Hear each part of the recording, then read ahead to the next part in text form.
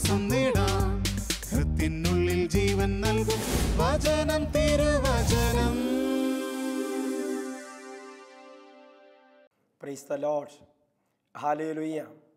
കർത്താവിൽ പ്രിയപ്പെട്ടവരെ, ഈ വചന ശുശ്രൂഷ കേൾക്കുന്ന നിങ്ങളെല്ലാവരും ദൈവത്തിൻ്റെ പരിശുദ്ധാത്മാവിനാൽ നിറഞ്ഞ് ദൈവത്തിൻ്റെ പരിശുദ്ധാത്മാവിലൂടെ ദൈവസ്നേഹത്തിൻ്റെ വലിയ നിറവിലേക്ക് എത്താൻ ഞാൻ പ്രാർത്ഥിക്കുകയാണ്. ഒരു നിമിഷം നമുക്ക് പ്രാർത്ഥിക്കാം. ദൈവമായ കർത്താവെ, ഇന്നത്തെ വചന ശുശ്രൂഷയിൽ പങ്കെടുക്കുന്ന ഓരോ ദൈവമക്കളുടെ ഹൃദയത്തിൽ അങ്ങയുടെ ആത്മാവിനെ അയക്കണമേ. ഇവരുടെ ജീവിതങ്ങളെ അവിടുന്ന് നവീകരിക്കണമേ. ഇവരുടെ കുടുംബങ്ങളെ നവീകരിക്കണമേ.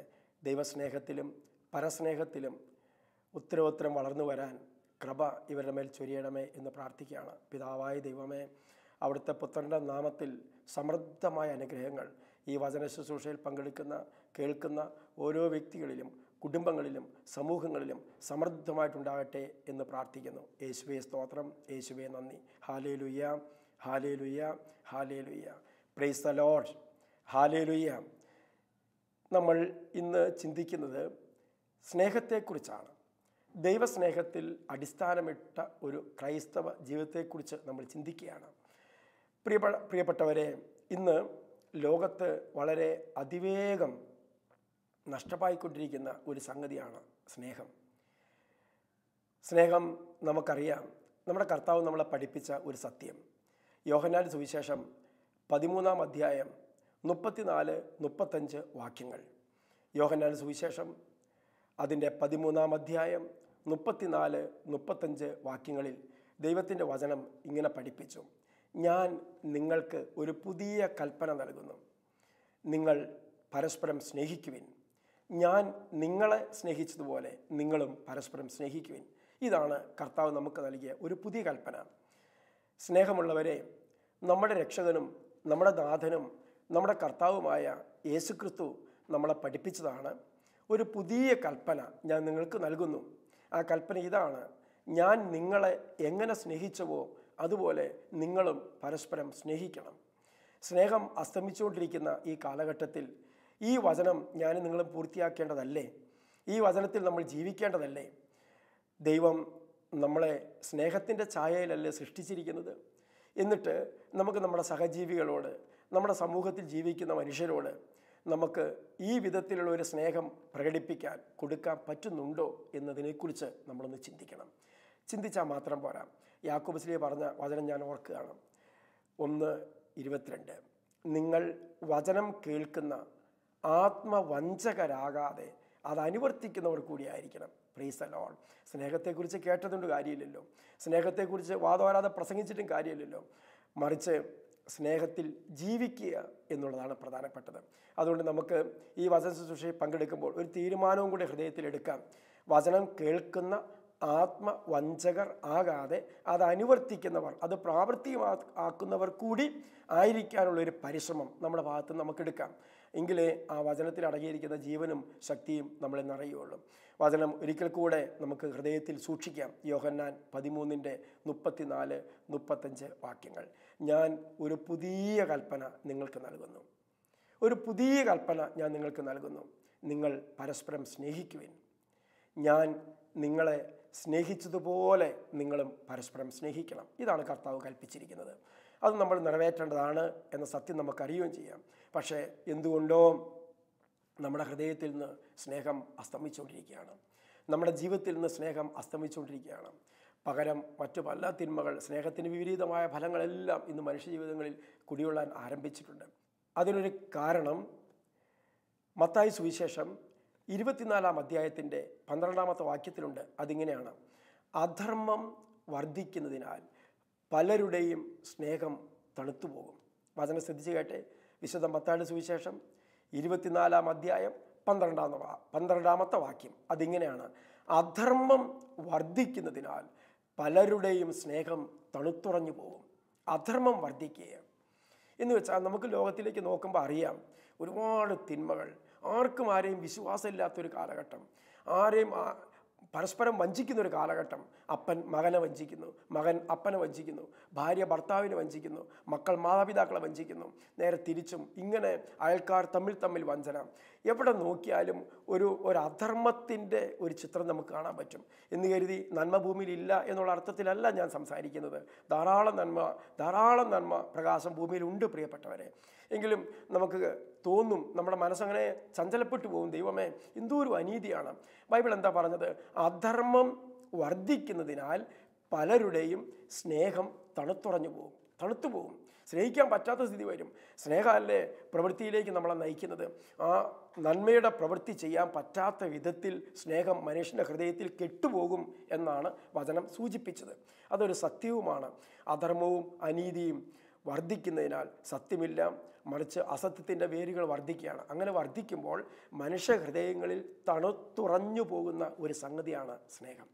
പക്ഷെ കർത്താവ് പറഞ്ഞു, സ്നേഹം തണുത്തുറഞ്ഞു പോകാൻ പാടില്ല. അത് നമ്മുടെ സഹോദരങ്ങൾക്ക് വേണ്ടി നമ്മൾ നൽകേണ്ടതാണ്. ഞാൻ നിങ്ങളെ സ്നേഹിച്ചതുപോലെ നിങ്ങളും പരസ്പരം സ്നേഹിക്കണം എന്ന് കർത്താവ് കൽപ്പിച്ചിട്ടുണ്ടെങ്കിൽ അത് മറ്റുള്ളവരുടെ നന്മ നോക്കി ചെയ്യേണ്ട ഒരു കാര്യമല്ല, മറിച്ച് ദൈവം എന്നെ ഏൽപ്പിച്ച, എൻ്റെ ഉള്ളിൽ നിക്ഷേപിച്ച ആ സ്നേഹത്തിൻ്റെ വിത്ത് അത് മുളച്ച് വളർന്ന് പന്തലിച്ച് അനേകർക്ക് ആശ്വാസത്തിനും അനേകരോട് കരുണ കാണിക്കുന്നതിനും ഇടയായിത്തീരണം എന്നാണ് കർത്താവ് കൽപ്പിച്ചിരിക്കുന്നത്. Praise the Lord, hallelujah. ഇത് കേൾക്കുന്ന നിങ്ങളുടെ ജീവിതത്തിൽ എവിടെയെങ്കിലും സ്നേഹം തണുത്തുറഞ്ഞു പോയിട്ടുണ്ടെങ്കിൽ വീണ്ടും അത് വീണ്ടും അനുഗ്രഹത്തിൻ്റെ സ്നേഹത്തിൻ്റെ ചൈതന്യമായിട്ട് രൂപാന്തരപ്പെടണം. കർത്താവ് പറഞ്ഞു, എന്നിൽ വിശ്വസിക്കുന്നവരുടെ ഹൃദയത്തിൽ നിന്നും ജീവജലത്തിൻ്റെ അരുവികൾ ഒഴുകും, സ്നേഹത്തിൻ്റെ അരുവികൾ ഒഴുകണം എന്ന് കർത്താവ് ആഗ്രഹിക്കുന്നുണ്ട്. പ്രിയപ്പെട്ട സഹോദരങ്ങളെ, യോഹന്നാൻ്റെ 1-ാം ലേഖനം അതിൻ്റെ 4-ാം അധ്യായം 7-8 വാക്യങ്ങൾ. യോഹന്നാൻ ശ്ലീഹ എഴുതിയ 1-ാം ലേഖനം 4-ാം അധ്യായം 7-8 വാക്യങ്ങളിൽ കർത്താവ് ഇങ്ങനെയാണ് കൽപ്പിച്ചിരിക്കുന്നത്: പ്രിയപ്പെട്ടവരെ, നമുക്ക് പരസ്പരം സ്നേഹിക്കാം. പ്രിയപ്പെട്ടവരെ, നമുക്ക് പരസ്പരം സ്നേഹിക്കാം. നൂറ്റാണ്ടുകൾക്ക് മുൻപ് ദൈവത്തിൻ്റെ പരിശുദ്ധാത്മാവ് യോഹന്നാൻ ശ്ലീഹയോട് സംസാരിച്ചതാണ്. പ്രിയപ്പെട്ടവരെ, നമുക്ക് പരസ്പരം സ്നേഹിക്കാം. ശത്രുതയില്ലാതെ, വിദ്വേഷമില്ലാതെ, വെറുപ്പില്ലാതെ, പകയില്ലാതെ, ഞാൻ ഇന്ന കാറ്റഗറിയിൽപ്പെട്ട ആളാണെന്ന് ചിന്തിക്കാതെ നമുക്ക് പരസ്പരം സ്നേഹിക്കാം. Price the Lord. കാരണം എന്താണ്? 8-ാമത്തെ വാക്യം പറയും, കാരണം ദൈവം സ്നേഹമാണ്.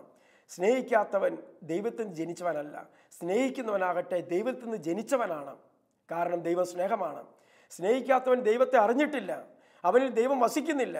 സ്നേഹിക്കുന്നുണ്ടെങ്കിൽ അവരിൽ ദൈവം ഉണ്ട് എന്നാണ് 7-8 വാക്യങ്ങൾ നമ്മളെ പഠിപ്പിക്കുന്നത്. പ്രിയപ്പെട്ടവരെ, നമുക്ക് പരസ്പരം സ്നേഹിക്കാം.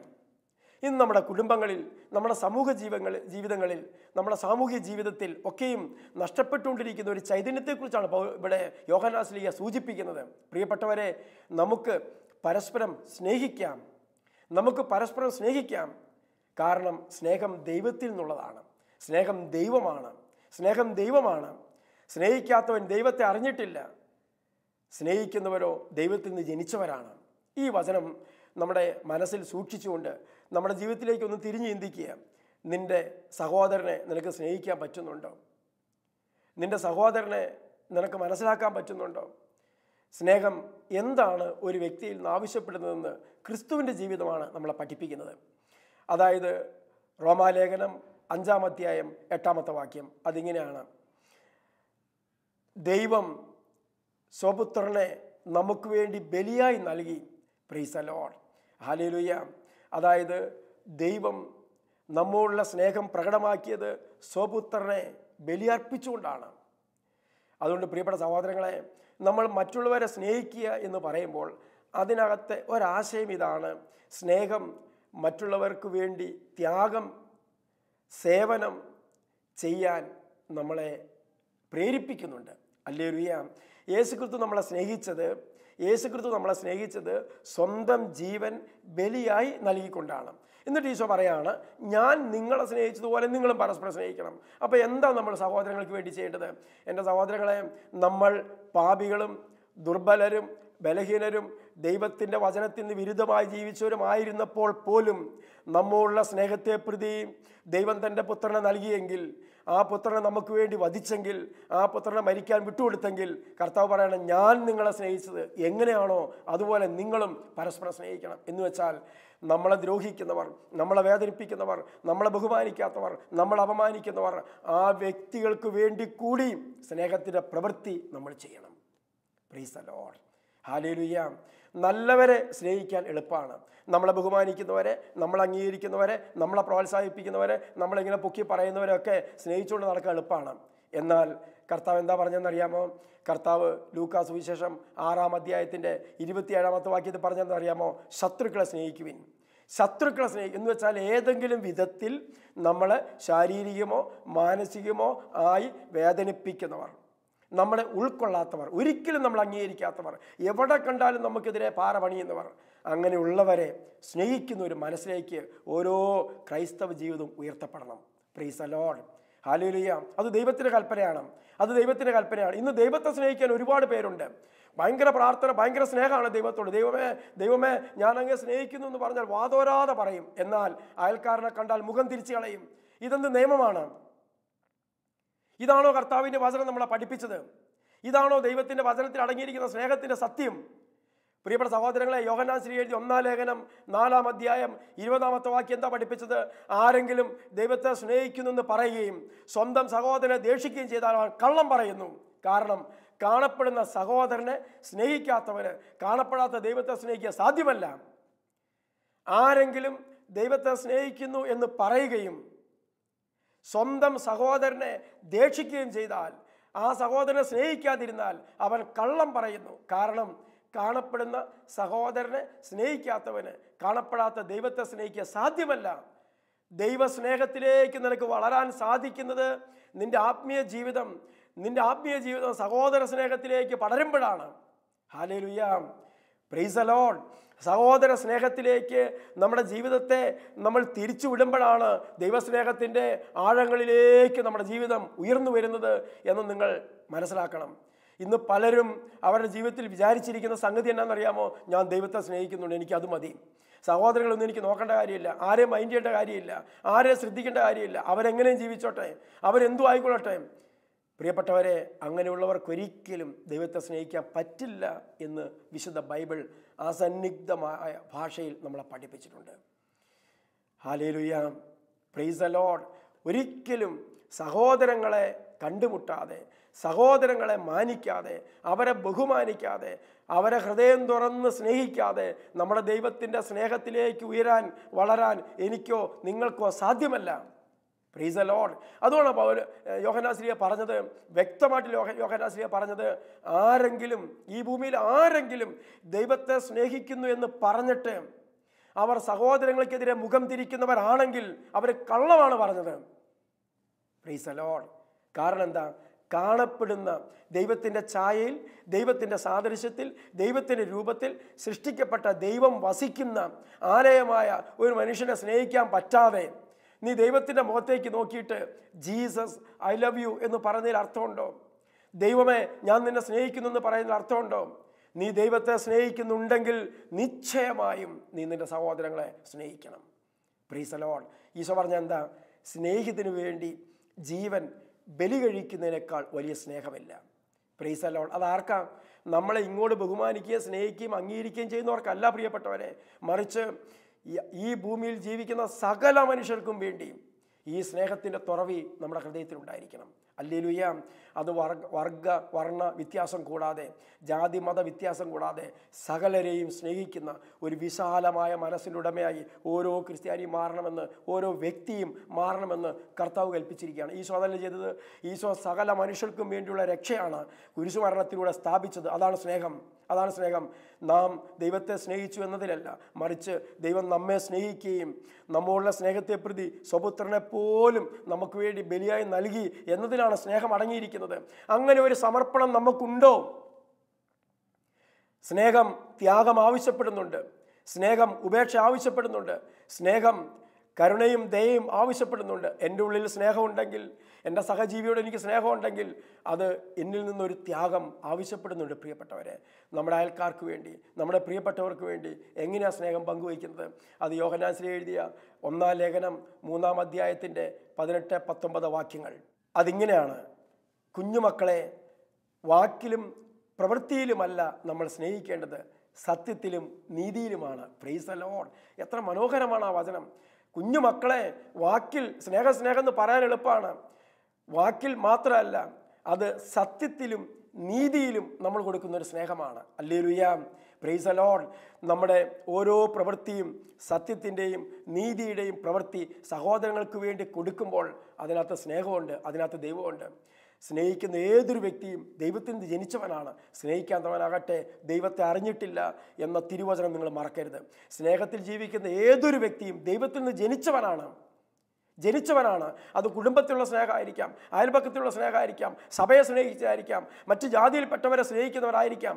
എന്തുമാകട്ടെ, സ്നേഹത്തിൽ ജീവിക്കുന്ന ഏതൊരു വ്യക്തിയും ദൈവത്തിൽ ജനിച്ചവനാണ്. എന്നാൽ സ്നേഹിക്കാത്തവനാകട്ടെ ദൈവത്തെ അറിഞ്ഞിട്ടില്ല. കാരണം ദൈവം സ്നേഹമാണ്. അപ്പം ഞാനും നിങ്ങൾ സ്നേഹിക്കുമ്പോൾ എൻ്റെയും നിങ്ങളുടെ ഉള്ളിൽ ദൈവം വസിക്കുകയാണ് ചെയ്യുന്നത്. ഒരു കുടുംബത്തിൽ ഭാര്യയും ഭർത്താവും മക്കളും പരസ്പരം സ്നേഹിക്കുമ്പോൾ ആ കുടുംബത്തിൽ ദൈവത്തിന് ജീവിക്കാൻ ഒരു സംവിധാനം നമ്മൾ ചെയ്യുകയാണ്. Hallelujah, praise the Lord. കാരണം ദൈവം സ്നേഹമാണ്. സ്നേഹിക്കാത്തവരുടെ ഭവനത്തിൽ, സ്നേഹിക്കാത്തവരുടെ സഭയിൽ, സ്നേഹിക്കാത്തവരുടെ സമൂഹത്തിൽ എങ്ങനെ ദൈവത്തിന് കുടികൊള്ളാൻ പറ്റും? അതിന് പല ന്യായീകരണങ്ങളും നമുക്ക് പറയാൻ കാണും, പല ന്യായവശങ്ങളും നമുക്കുണ്ടായിരിക്കാം. പക്ഷെ ദൈവസന്നിധിയിൽ അത് വിലപ്പോവില്ല.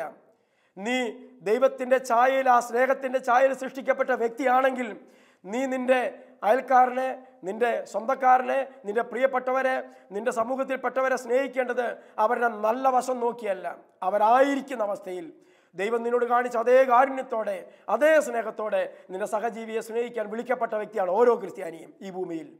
Price the Lord. അങ്ങനെ സ്നേഹിക്കുന്നവർ മാത്രമേ ദൈവത്തിൽ നിന്ന് ജനിച്ചവരായുള്ളൂ എന്ന് വചനം വ്യക്തമായിട്ട് പഠിപ്പിച്ചു. Hallelujah, praise the Lord. ആ സ്നേഹത്തിന് ഒരുപാട് പ്രതിഫലം ദൈവം നമുക്ക് വാഗ്ദാനം ചെയ്തിട്ടുണ്ട്. നിങ്ങൾക്കറിയാമോ, പത്രോസ്ലീഹ എഴുതിയ 1-ാം ലേഖനം 4-ാം അധ്യായം 8-ാമത്തെ വാക്യം. വിശുദ്ധ പത്രോസ്ലീഹ എഴുതിയ 1-ാം ലേഖനം 4-ാം അധ്യായം 8-ാമത്തെ വാക്യം. അതിങ്ങനെയാണ്: സർവോപരി നമുക്ക് പരസ്പര ഗാഢമായ സ്നേഹം ഉണ്ടായിരിക്കട്ടെ. ഈ വചനം നിങ്ങളുടെ ഹൃദയത്തിൽ പതിയട്ടെ. സർവോപരി നമുക്ക് പരസ്പര ഗാഢമായ സ്നേഹം ഉണ്ടായിരിക്കട്ടെ. കാരണം സ്നേഹം നിരവധി പാപങ്ങൾ മറയ്ക്കും. Hallelujah, praise the Lord. നീ ഈ സ്നേഹത്തിൻ്റെ നിയമത്തെ പൂർത്തിയാക്കുമ്പോൾ എന്താ സംഭവിക്കുന്ന അറിയാമോ? നമ്മൾ ചെയ്തു കൂട്ടിയ ഒരുപാട് പാപ പ്രവൃത്തികൾക്ക് അതൊരു പരിഹാര ബലിയാണ്. Hallelujah, praise the Lord. അതുകൊണ്ട് പ്രിയപ്പെട്ടവരെ, നമുക്ക് പരസ്പരം സ്നേഹിക്കാമെന്ന് യോഹന്നാസ്ലീഹ പറഞ്ഞില്ലേ? നമുക്ക് പരസ്പരം സ്നേഹിക്കാം. അതായത് സ്നേഹം നിങ്ങൾക്ക് പരസ്പര ഗാഢമായ സ്നേഹം ഉണ്ടായിരിക്കട്ടെ. ആ സ്നേഹം നിരവധി പാപങ്ങൾ മറയ്ക്കും. Hallelujah, praise the Lord. ഇന്ന് ഭാര്യയ്ക്ക് ഭർത്താവിനോട് അങ്ങനെ അഗാധമായൊരു സ്നേഹമുണ്ടോ? ഭർത്താവിന് ഭാര്യയോടുണ്ടോ? മക്കൾക്ക് മാതാപിതാക്കളോടുണ്ടോ? മാതാപിതാക്കൾ മക്കളോടുണ്ടോ? സമൂഹത്തോട് നമുക്കുണ്ടോ? സഭയോട് ആ സ്നേഹമുണ്ടോ? നമ്മുടെ ചുറ്റുപാടിൽ ജീവിക്കുന്ന പാവപ്പെട്ട മനുഷ്യരുടെ ആ സ്നേഹം നമ്മുടെ ഉള്ളിൽ ഉണ്ടോ? സർവോപരി പരസ്പര ഗാഢമായൊരു സ്നേഹം, അവൻ്റെ കുറവുകളും പോരായ്മകളും നോക്കാതെ ക്രിസ്തുവിൻ്റെ സ്നേഹത്തിൽ അവനെ കാണാനുള്ള കണ്ണ് നമുക്കുണ്ടോ പ്രിയപ്പെട്ടവരെ? ആ സ്നേഹത്തിൻ്റെ കുറവല്ലേ ഇന്ന് ലോകത്തിൻ്റെ വലിയ പരാജയം? വിൻസെൻ്റ് ഡിപ്പോളിൻ്റെ ജീവിതത്തിൽ, വിശുദ്ധ വിൻസെൻ്റ് ഡിപ്പോളിൻ്റെ ജീവിതത്തിൽ സംഭവിച്ച ഒരു കാര്യം ഞാൻ നിങ്ങളുടെ ശ്രദ്ധയിലേക്ക് കൊണ്ടുവരികയാണ്. അദ്ദേഹത്തിൻ്റെ ആശ്രമത്തിൽ ഒരു കള്ളൻ കയറി. അദ്ദേഹത്തിൻ്റെ ശിഷ്യന്മാരെല്ലാം അങ്ങനെ കൂടി കള്ളനെ പിടിച്ചു വെച്ച് കഴിഞ്ഞപ്പോൾ വിൻസെൻ്റ് ഡിപ്പോൾ വന്നു. അദ്ദേഹം വിടാൻ പറഞ്ഞു. വിട്ടു കഴിഞ്ഞപ്പോൾ കള്ളൻ്റെ തോളത്ത് കൈയിട്ടിട്ട് ഈ വിൻസെൻ്റ് ഡിപ്പോൾ എന്ന് പറയുന്ന മഹാസ്നേഹമായ മനുഷ്യൻ പറഞ്ഞു: സ്നേഹിത, താങ്കൾക്ക് നിങ്ങളുടെ അവകാശപ്പെട്ടത് എന്തെങ്കിലും ഇവിടെ ഉണ്ടാകും. ആ വിളിച്ച പേര് നിങ്ങൾ ഓർത്ത് നോക്കി. സ്നേഹിത, താങ്കൾക്ക് നിങ്ങളുടെ അവകാശപ്പെട്ടത് എന്തെങ്കിലും ഇവിടെ ഉണ്ടാകും, നിങ്ങൾക്ക് എടുത്തിട്ട് പോകാം. ആ വാക്കും ആ പ്രവൃത്തിയും ഈ കള്ളൻ്റെ മനസ്സിനെ വല്ലാതെ സ്വാധീനിച്ചു. അദ്ദേഹം വാവിട്ട് കരയാൻ തുടങ്ങി. കള്ളൻ പറഞ്ഞു: ചേട്ടാ, എനിക്കൊന്നും വേണ്ട, എന്നെ വിട്ടാൽ മതി. അല്ല, വിൻസെൻ്റ് ഇപ്പോൾ പറഞ്ഞു, നിങ്ങൾക്ക് എന്തെങ്കിലും ഇവിടെ അവകാശപ്പെട്ടത് കാണും, അതുകൊണ്ടല്ലേ നിങ്ങളിവിടെ വന്നത്, പ്ലീസ് എന്തു വേണമെങ്കിലും എടുത്തുകൊണ്ട് പോയിക്കൊള്ളൂ. കള്ളൻ പറഞ്ഞു: എനിക്കൊന്നും വേണ്ട, എന്നെ വിട്ടാൽ മതി. ആ വലിയ സ്നേഹത്തിൻ്റെ പ്രവൃത്തി ഈ കള്ളൻ്റെ മനസ്സിനെ സ്വാധീനിക്കുകയാണ് പ്രിയപ്പെട്ടവരെ. ആ കള്ളൻ്റെ മനസ്സിനെ സ്വാധീനിക്കുകയാണ്. നിങ്ങൾക്കറിയാമോ ചരിത്രം? പിന്നീട് പറയുന്നത് എന്താണെന്നറിയാമോ? അദ്ദേഹം അവിടെ നിന്ന് ഇറങ്ങിപ്പോയി. ഒന്നും എടുത്തില്ല, കള്ളൻ ഇറങ്ങിപ്പോയി. അദ്ദേഹത്തിൻ്റെ കണ്ണുകൾ നിറഞ്ഞിരുന്നു. അദ്ദേഹത്തിൻ്റെ ഹൃദയം ഇങ്ങനെ തുടിച്ചുകൊണ്ടിരുന്നു. എന്തുകൊണ്ട് ഈ മനുഷ്യനോട് ഇങ്ങനെ പെരുമാറി? എന്താണ് ആ മനുഷ്യൻ്റെ ഉള്ളിൽ നിന്ന് പുറത്തേക്ക് വന്നത്? അത് ദൈവസ്നേഹമാണ്. പ്രിയപ്പെട്ട സഹോദരങ്ങളെ, ആ കള്ളം പോയി.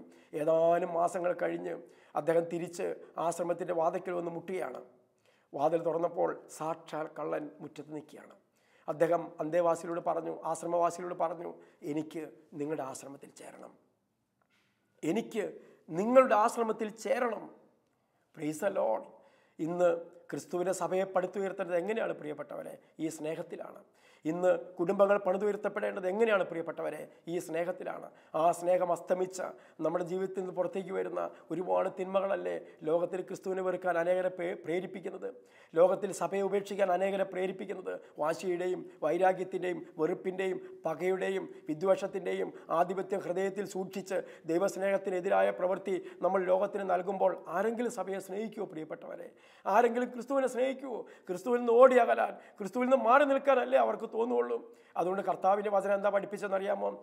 സഹോദരരെ സ്നേഹിക്കുന്നത് കൊണ്ട് നമ്മൾ മരണത്തിൽ നിന്ന് ജീവനിലേക്ക് കടന്നിരിക്കുന്നു എന്ന് നാം അറിയുന്നു. സ്നേഹിക്കാത്തവനാകട്ടെ മരണത്തിൽ തന്നെ നിലകൊള്ളുന്നു. ഹല്ലേലൂയ. സഹോദരരെ സ്നേഹിക്കുന്നത് കൊണ്ട് നമ്മൾ മരണത്തിൽ നിന്ന് ജീവനിലേക്ക് പ്രവേശിച്ചിരിക്കുകയാണ്.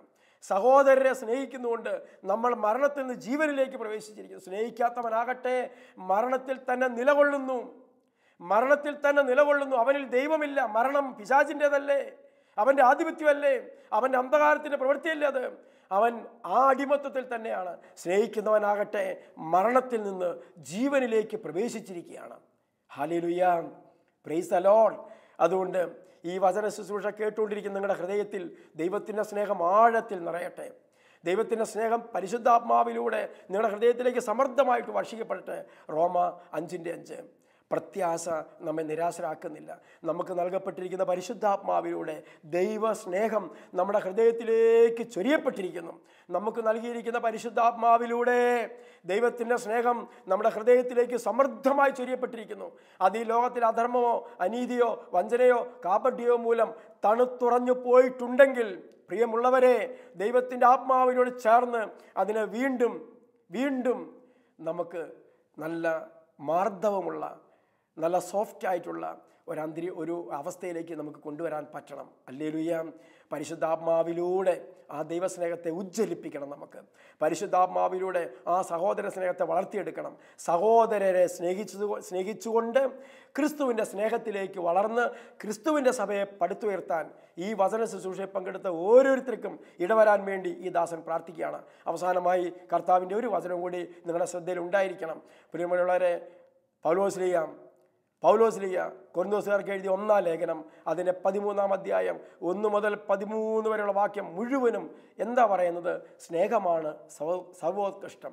എൻ്റെ ശരീരം ദഹിപ്പിക്കാൻ വിട്ടുകൊടുത്താലും, എനിക്ക് പ്രവചനം ഉണ്ടായിരിക്കുകയും ഞാൻ വല്ല വാഗ്മിയാണ്, ഭയങ്കര പ്രസംഗമാണ്, ശക്തമായ പ്രസംഗമാണ്, ഭയങ്കര ശുശ്രൂഷയാണ്, അത്ഭുത രോഗശാന്തി വരാണ്, എല്ലാം ഉണ്ട്. എന്നാൽ സ്നേഹമില്ലെങ്കിൽ നീ മുഴങ്ങുന്ന ചേങ്ങലയോ ചിലമ്പുന്ന കൈത്താളവുമാണ്. സ്നേഹമില്ലെങ്കിൽ നീ മുഴങ്ങുന്ന ചേങ്ങലയോ ചിലമ്പുന്ന കൈത്താളവുമാണ്. സ്നേഹം ദീർഘക്ഷമയും ദയമുള്ളതാണ്. സ്നേഹം അനുചിതമായി പ്രവർത്തിക്കുന്നില്ല, സ്വാർത്ഥം അന്വേഷിക്കുന്നില്ല. സ്നേഹം എല്ലാം ക്ഷമിക്കുന്നു, എല്ലാം സഹിക്കുന്നു, എല്ലാത്തിനെയും വിശ്വസിക്കുന്നു. സ്നേഹമാണ് സർവോത്കൃഷ്ടം. സ്നേഹമാണ് സർവോത്കൃഷ്ടം. അത് മറക്കരുത്. Price the Lord. എല്ലാത്തിലും ശ്രേഷ്ഠം സ്നേഹമാണ്. സ്നേഹത്തിൻ്റെ മൂർത്തിഭാവമാണ് യേശുക്രിസ്തു. സ്നേഹിക്കുന്നവൻ ക്രിസ്തുവിലും ക്രിസ്തു അവനിലും വസിക്കുന്നു. Hallelujah, praise the Lord. നമുക്ക് പ്രാർത്ഥിക്കാം. സാധിക്കുന്നവർ കരങ്ങൾ കൂപ്പി കണ്ണുകൾ അടച്ച്, ദൈവമേ, പരിശുദ്ധാത്മാവിലൂടെ ഈ ദൈവസ്നേഹത്തിൻ്റെ നിറവിലേക്ക് എന്നെ നയിക്കണമേ. ഫ്രാൻസിസ് അസീസിയിൽ ആ സ്നേഹം നിറഞ്ഞ് തുളുമ്പിയില്ലേ സഹോദരങ്ങളെ? തുളുമ്പിയില്ലേ? അതുപോലെ ഇപ്പോൾ ഈ വചന ശുശ്രൂഷയിൽ പങ്കെടുത്ത നിങ്ങളെല്ലാവരും ദൈവസ്നേഹത്താൽ നിറയട്ടെ. പരിശുദ്ധാത്മാവിലൂടെ ആ സ്നേഹം നിങ്ങളുടെ ഹൃദയത്തിൽ നിറഞ്ഞ് അത് നിങ്ങളുടെ സഹജീവികളിലേക്ക് ഒഴുകട്ടെ, സഹോദരങ്ങളിലേക്ക് ഒഴുകട്ടെ, കുടുംബത്തിൽ നിറയട്ടെ, സഭയിൽ നിറയട്ടെ, സമൂഹത്തിൽ നിറയട്ടെ. ദൈവസ്നേഹത്തിൻ്റെ ശീതള ഛായയിൽ ഓരോരുത്തരും അഭിഷേകം പ്രാപിക്കാൻ ഇടവരട്ടെ. കർത്താവ് നിങ്ങളെ സമൃദ്ധമായിട്ട് അനുഗ്രഹിക്കട്ടെ. സ്നേഹത്തിന് വിരുദ്ധമായതൊന്നും നമ്മളിന്ന് പുറത്തേക്ക് വരാതിരിക്കാൻ നമുക്ക് പ്രാർത്ഥിക്കാം. കർത്താവെ, ഈ വചന ശുശ്രൂഷയിൽ പങ്കെടുത്ത സകലരും ദൈവസ്നേഹത്തിൽ ആഴത്തിൽ നിറയട്ടെ. പരിശുദ്ധാത്മാവിൻ്റെ അഭിഷേകം കൊണ്ട് നിറയട്ടെ, സ്നേഹം കൊണ്ട് നിറയട്ടെ, സഹോദര സ്നേഹം കൊണ്ട് നിറയട്ടെ, ദൈവസ്നേഹത്തിലേക്ക് വളരട്ടെ. ആമേൻ.